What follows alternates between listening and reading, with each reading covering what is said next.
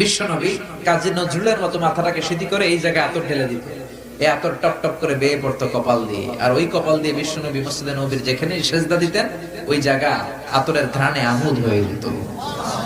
আবার বিশ্বনবী হাতের তালুতে আতর দিতেন, আমরা দেই হাতের উল্টা পিঠে, বিশ্বনবী দিতেন তালুতের। সিগনিফিকেন্স হলো আতর ব্যবহার করার পরে বিশ্বনবী যার হাতে মুসাফা করতেন ওই ব্যক্তির সাথে বিশ্বনবীর ব্যবহার করা আতরের ঘ্রাণ চলে যেত। বিশ্বনবীর সাথে মুসাফা করার জন্য হাজার হাজার লোক লাইন ধরে দাঁড়াতো। আর বিশ্বনবীর হাত ছিল আলিয়ানু মিনাদ দিবাত, সিল্কের কাপড়ের চেয়েও নরম, রেশমের কাপড়ের চেয়েও নরম। সুবহানাল্লাহ। একবার যদি কেউ মুসাফা করার চান্স পাইতো আর সহজে ছাড়তে চাইতো না, টাইট করে ধরে রাখতো। আর ওই কারণে নবীর হাতের আতর যে মুসাফা করতো তার হাতের সাথে লেগে যেত। সুবহানাল্লাহ।